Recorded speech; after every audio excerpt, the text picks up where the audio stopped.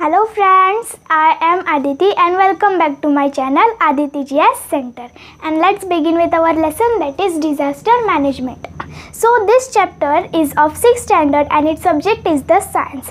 So disaster management chapter included the two parts. So we have completed the first part. The first part includes the point from 1 to 7 point. So now we will begin with our second part of the disaster management. So it included the 8.1 point, that is remedial and preventive measures. Then 9 point is external bleeding. Then 10th point is burns and scald miners burns. And then 11 point is sunstroke and 12 point is snake bite. And then our 13 point is the dog bite. So let's begin with our 8 point, that is remedial and preventive measures यानी उपचारात्मक और निवारक उपाय. So let us see what precautions we can take before the event of the natural and man-made disasters. तो अभी हम देखेंगे कि हम क्या precautions यानी एहतियात ले सकते हैं, मतलब जो इवेंट्स होते हैं, मतलब जो नेचुरल यानी प्राकृतिक और मानव निर्माण जो आपदा है उसके पहले हम क्या कर सकते हैं. सो first one is keep watching TV and the radio news and the bulletins. तो हमको टीवी में न्यूज़ देखना चाहिए और रेडियोज़ के जो समाचार है उसको पढ़ना चाहिए, उसको सुनना चाहिए, और बुलेटिन्स यानी मतलब सरकारी समाचार पढ़ना चाहिए. Then second one is use the battery operated radios and mobiles. तो बैटरी संचालित हमको रेडियोज़ और मोबाइल फ़ोन्स इस्तेमाल करने चाहिए. Then third one is heed the warnings issued by the meteorological department carefully. तो मौसम विभाग द्वारा जारी किए गए चेतावनियों पर हमको ध्यान देना चाहिए. Then next one, fourth one is use the website www.imb.gov.in. तो हमको वेबसाइट कौन सी यूज़ करनी चाहिए, मतलब वेब स्थल कौन सा यूज़ करना चाहिए, www.imb.gov.in. Then fifth one is landslide do occur in the hilly areas due to the cloud burst or the heavy rains, and on such occasions it is not safe, means we should not have to take the shelter at the foot of hill. तो landslide यानी जो भूस्खलन होते हैं ये किधर आते हैं, हिली एरियाज यानी पहाड़ी क्षेत्रों में आते हैं. क्यों आते हैं, मूसलधार बारिश के कारण या बहुत ज़्यादा भारी बारिश के कारण आते हैं, और ऐसी परिस्थितियों में हमको आश्रय नहीं लेना चाहिए पहाड़ी इलाकों में. Then next one, sixth one is during the floods we should not have to linger into the houses or on the areas on the river coast or river banks, and we should have to seek the shelter in the safe place.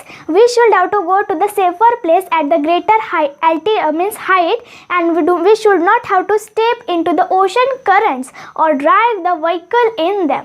तो जो floods होते हैं, जो बाढ़ आती है, मतलब जब भी बाढ़ आती है तो तभी हमको हमारे घर में घूमना नहीं चाहिए और नदी के किनारे भी घूमना नहीं चाहिए, और हमको एकदम मतलब हमारा जो आश्रय है ये एकदम सुरक्षित जगह में हमको लेना चाहिए, और हमको सुरक्षित जगह में जाना चाहिए, जैसे बहुत ज़्यादा ऊंचाई पर जब भी बाढ़ आती है तो बाढ़ का पानी ऊंचाई पर ज़्यादा पहुंचता नहीं है, और हमको मतलब पानी के धाराओं में कदम नहीं रखना चाहिए, और उसमें जो गाड़ियाँ हैं वो भी उसमें चलाने नहीं चाहिए.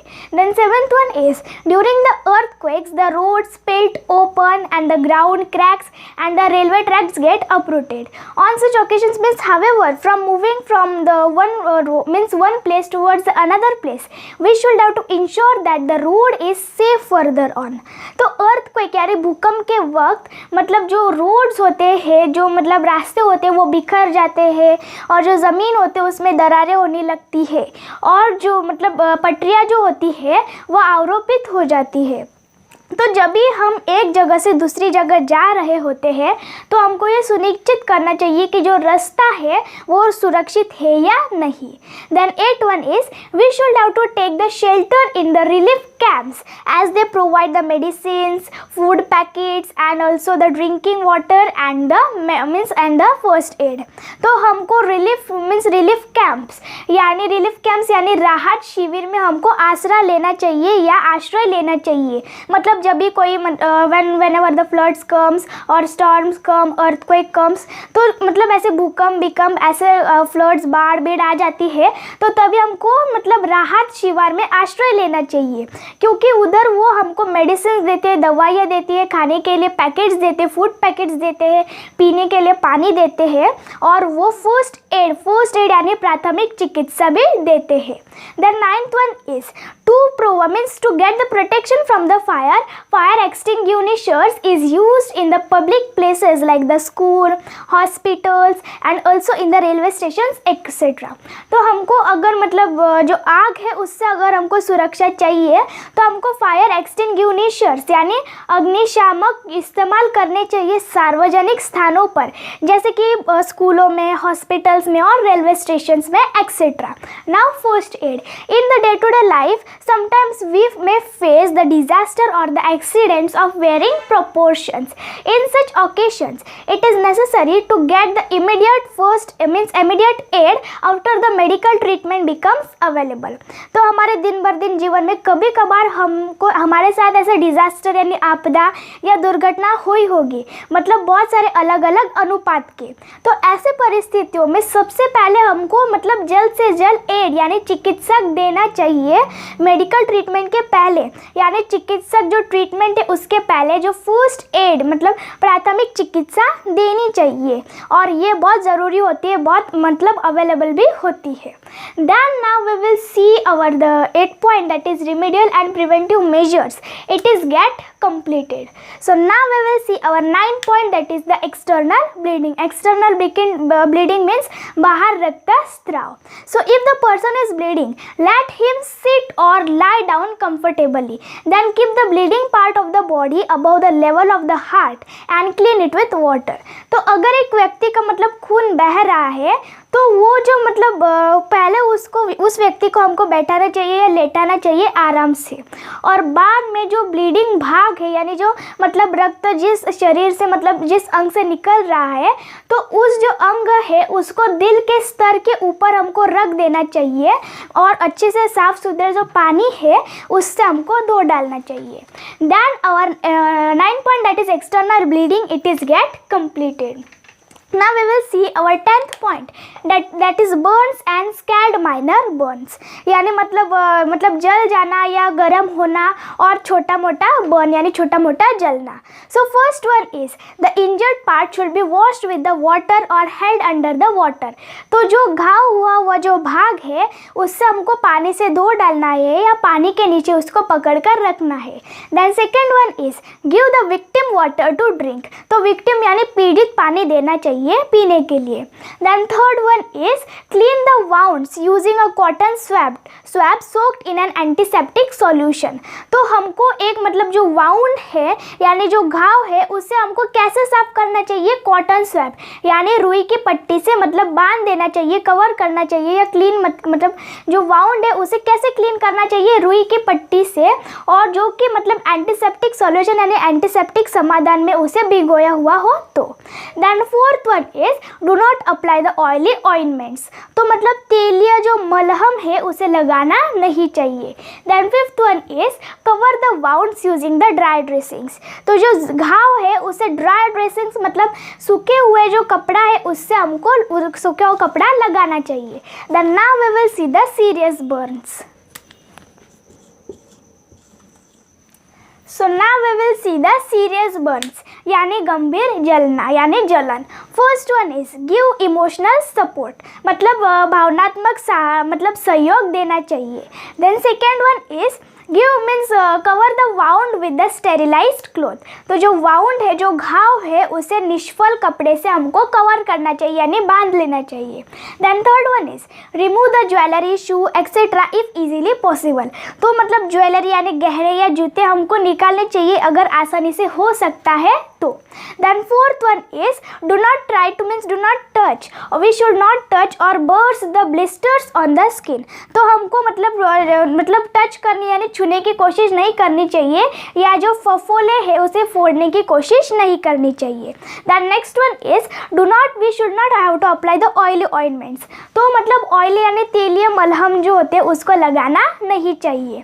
Then next one is we should not have to try means we should not have to remove remove the cloth which is stuck to the burn skin. तो जो कपड़ा जो burn skin यानी जले हुए जो स्किन है, त्वचा है, उसको चिपका हुआ है, तो हमको उसे निकालने की कोशिश नहीं करनी चाहिए. And if the means next one is if the patient is conscious, so we should have to give the water to drink, but we should have to avoid the tea or the coffee etc. and the stimulating drinks. तो अगर जो patient है, जो मरीज है, वो conscious यानी सचेत है, तो हमको पानी पीने के लिए देना चाहिए, हमको कॉफ़ी या चाय देना नहीं चाहिए या दूसरे उत्तेजक पेय भी देने नहीं चाहिए. The next one is get the medical help at medical aid at once. तो हमको मेडिकल एड यानी चिकित्सक सहायता एक बार लेनी चाहिए. So now we have seen all together the first one, second one, third one, then we have seen all of this points in this. So now our at 10 point, that is burns and scald minor burns, it is get completed. Then now we will see our 11 point, that is sunstroke. So now we will see our 11 point, that is sunstroke यानी लू. When we work in the hot sun for the long time, our body loses a lot of water and the minerals. So this is the reason for the sunstroke. तो sunstroke यानी लू. तो जब भी हम बहुत देर तक मतलब धूप में, कड़ी धूप में काम करते हैं बहुत ज़्यादा वक्त तक, तो हमारी जो बॉडी, हमारा जो शरीर है, वो बहुत सारा पानी और मिनरल्स छोड़ देता है. तो ये मतलब सनस्ट्रोक यानी लू का कारण हो जाता है. So now we will see its remedial measures.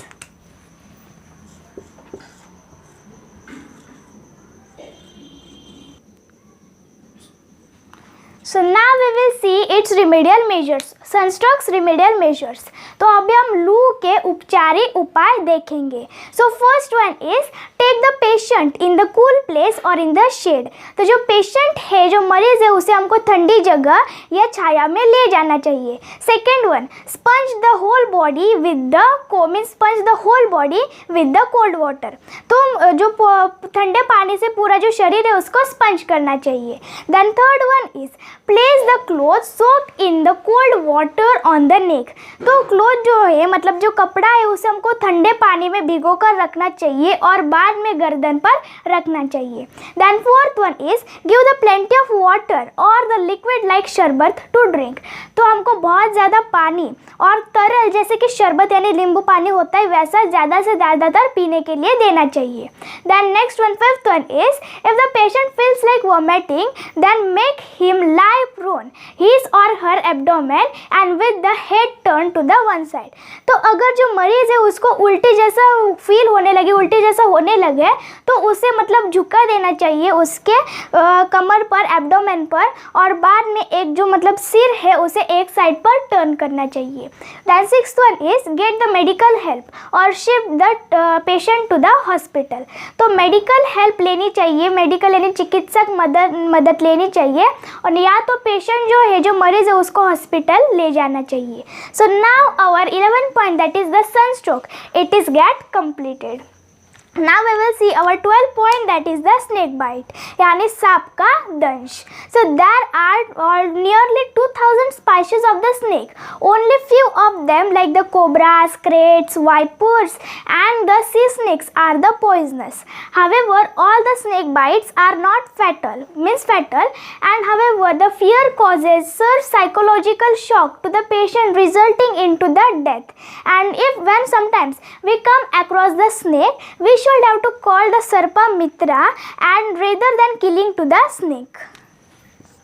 2000 जाति और जनजाति होती है सांपों की. तो उसमें से थोड़े से ही जैसे कि कोबरास, क्रेट्स होते हैं, वाइपर्स होते हैं और सी स्नेक्स होते हैं, यही सिर्फ जहरीले होते हैं. सभी जो सांप के दंश इससे मरते नहीं है, मतलब हम मरते नहीं है सांप के दंश से, सभी सांप के दंश से. और लेकिन मतलब एक पेशेंट मतलब फियर यानी डर से बहुत ज़्यादा सिर्फ साइकोलॉजिकल शॉक बैठ जाता है, मतलब बहुत मानसिक शॉक, मानसिक ऐसा शॉक बैठ बैठ जाता है, जिससे क्या होता है कि डेथ हो सकती है, यानी मर भी सकते हैं। तो अगर हमको सांप दिख जाए तो हमको सर्पा मित्र को कॉल करना चाहिए, कांटेक्ट करना चाहिए, या तो सांप को मारने की बजाय। So now we will see its remedial measures, यानी उपचारी उपाय देखेंगे अभी हम। So first one is wash the wound with the water. तो जो वाउंड है, जो घाव है, उसको पानी से धो डालना चाहिए। Second one is give the emotional support to the patient. तो जो पेशेंट है, जो मरीज है, उसको इमोशनल यानी भावनात्मक सहयोग देना चाहिए। Then third one is we should have to tie the cloth tightly above the wound. तो घाव के ऊपर जो कपड़ा है उसे एकदम बहुत ज़्यादा घट्टपने से बांध कर रखना चाहिए। इससे जो जहर होता है वो ज़्यादा नहीं जाता है, मतलब फैल नहीं जाता है। Then fourth one is get the immediate medical help. तो हमको जल्दी से मेडिकल यानी चिकित्सक मदद लेनी चाहिए। So now our 12 point that is the snake bite, it is also get completed. And now we will see our 13 point, that is the dog bite. So now we will see our 13 point, that is the dog bite, यानी कुत्ते का काटना। In the dog bite there is the risk of the infection through the blood and hence the first aid and the medical help are necessary. तो dog bite में यानी कुत्ते के काटने में एक रिस्क यानी खतरा हो सकता है संक्रमण का ब्लड से यानी रक्त से, और इस मामले में जो फर्स्ट एड यानी प्राथमिक चिकित्सा और जो चिकित्सा मदद जो है ये बहुत महत्वपूर्ण हो जाती है। So now we will see the remedial measures, यानी उपचारी उपाय। First one is wash the wound with the solution of the potassium permanganate और अदर एंटीसेप्टिक। तो हमको जो वाउंड है, जो घाव है, उसको किससे धोना चाहिए? एक समाधान से, पोटेशियम परमैंगनेट से या दूसरे एंटीसेप्टिक से। Second one is cover the wound with the help with the dry and the clean cloth. तो जो वाउंड है, जो घाव है, उसको एकदम साफ सुथरे और सूखे कपड़े से बांध लेना चाहिए। Then third one is get the doctor help and an injection of the anti rabies vaccine. तो हमको डॉक्टर की मदद लेनी चाहिए और इंजेक्शन लेना चाहिए एंटी रेबीज वैक्सीन का अगर कुत्ता काटे तो, dog bite. So our 13 point dog bite, it is also get completed. So our full chapter, that is the disaster management, it is get completed. We have seen our 8 point, that is remedial and preventive measures. In it we have seen about the 9 types of the remedial and preventive measures. Then we have seen about the first aid यानी प्राथमिक चिकित्सा। remedial and preventive measures means उपचारात्मक उपाय। We have seen remedial and preventive measures. Then our 9 point was external bleeding यानी बाहरी रक्तस्राव। We have learned about it, and then we have seen our 10 point, that is burns and scald minor burns, यानी मतलब जलना या गर्म होना या छोटा मोटा जलना। We have seen in it about the 5 types. Then we have seen about the serious burns यानी गंभीर जलना। Then our the next one 10th one, then our 11 point was sunstroke यानी लू। We have seen that what is mean by the loo, when we work in the long time in the hot sun and our body loses a lot of the water and minerals, this is the reason for the sunstroke. Then we have learned about its remedial measures. We have learned about its 6 types of the remedial measures. Then our 12 point was the snake bite यानी सांप का दंश। We have seen that there are the nearly 2000 species of the snakes, and only few of them like the cobras, krates and the vipers and the sea snakes are only the poisonous. Then we have seen about its remedial measures. We have seen about the 4 types of the remedial measures. Then now we have currently learned about the dog bite. In the dog bite there is the risk of the infection through the blood. So then we have seen about its remedial measures, and now we have seen about its 3 types of the remedial measures. So our full chapter disaster management यानी आपदा प्रबंधन, it is get completed. Our second part is also get completed. जय हिंद।